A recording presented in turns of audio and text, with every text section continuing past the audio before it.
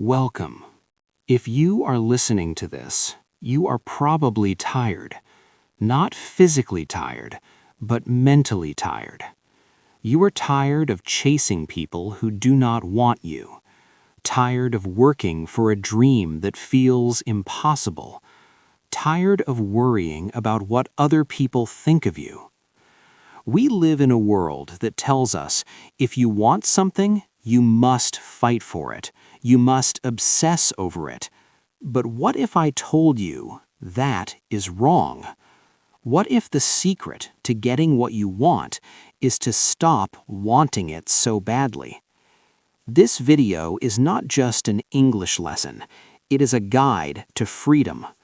Today, we are going to talk about the art of detachment. Detachment does not mean you don't care. It does not mean you are cold. It means you are no longer a slave to your emotions. It means you stop forcing doors that are locked. By the end of this video, you will understand why you suffer and how to finally find peace. Every sentence here is simple. Every word is designed to help you think in English without translating. Just listen. Relax your shoulders. Let the English flow. Let's begin with Lesson 1, the paradox of desire. Imagine you are holding a handful of sand. If you hold your hand open, the sand stays.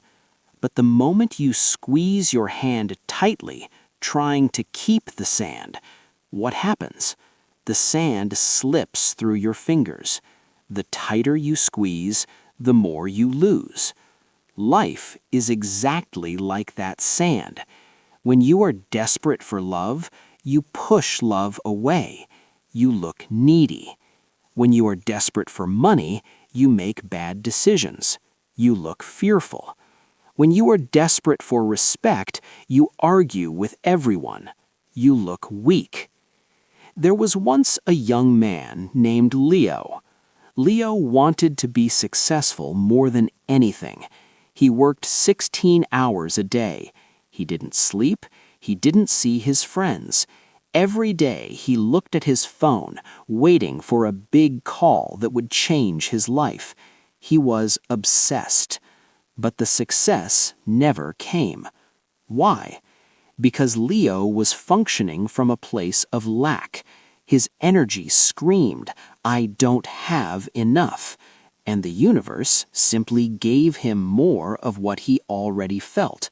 Not enough. One day, Leo gave up. Not on his dream, but on the stress of the dream. He said, "I will do my work, but I will not worry about the result. If it happens, good. If it doesn't, I am still okay." That week, the phone rang. This is the power of detachment. When you stop needing it, you finally get it. Repeat this sentence in your mind.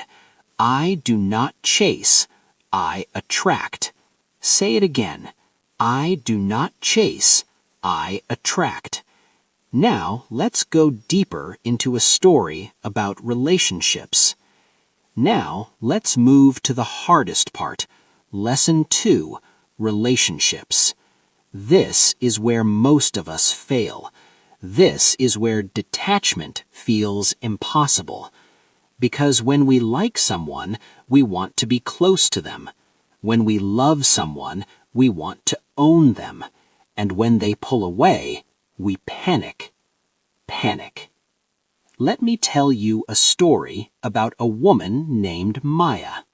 Maya met a man. Let's call him David. In the beginning, everything was perfect. David texted her every morning. He asked her questions. He made her feel special.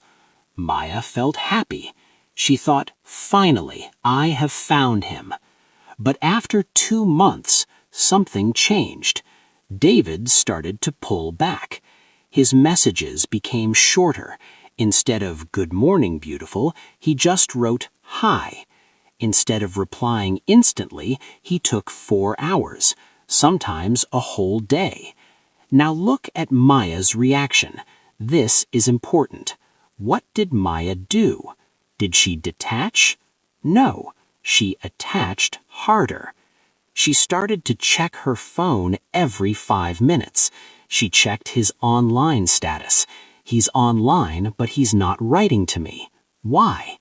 She started to analyze her own messages. Did I say something wrong?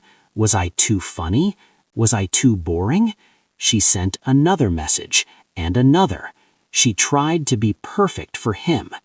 Maya was not in love. Maya was in anxiety. There is a big difference. My friend, listen to me. When you are anxious, you are not attractive. When you are desperate, you are heavy. People can feel your energy.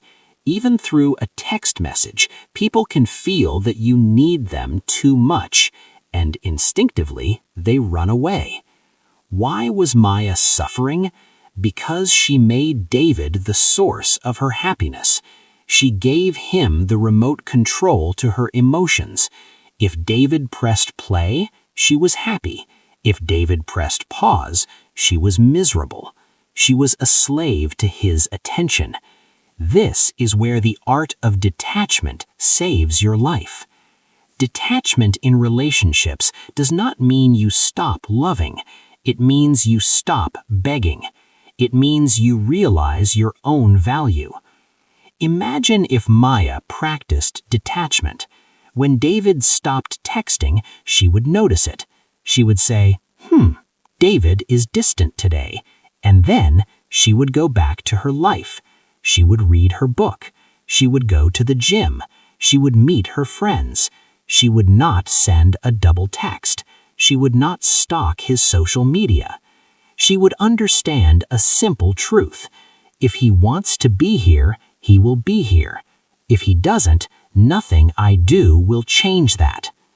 You cannot force a flower to grow by pulling its petals. You cannot force a person to value you by demanding attention. There is a powerful quote. If you have to force it, leave it. Relationships, friendships, ponytails. If you have to force it, it doesn't fit. Ask yourself right now, is there someone in your life you are chasing? Is there someone whose silence hurts you? Why are you holding on so tightly to someone who is trying to let go? Perhaps you are afraid of being alone, but being alone is better than being in a place where you are tolerated, not celebrated. When you detach, you flip the script. When you stop chasing, you create space. And in that space, 2 things can happen. 1, the person realizes they miss you and they come back with respect.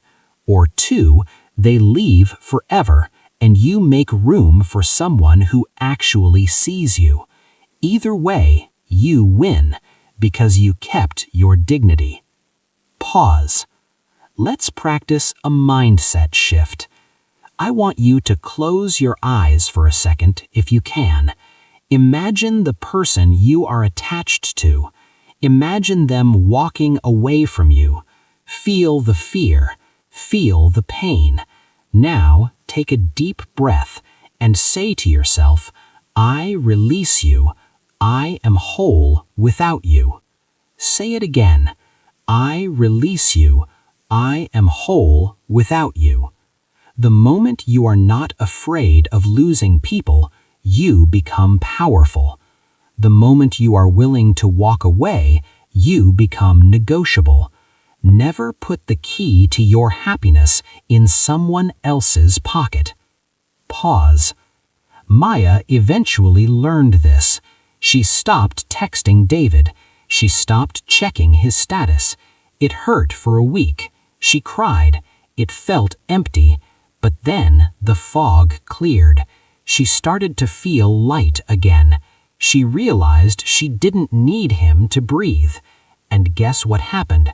3 weeks later, David texted, Hey stranger, I haven't heard from you. But this time, Maya didn't panic. She didn't jump. She looked at the phone, smiled, and put it away. She was free. This is the power you have, but you only find it when you let go.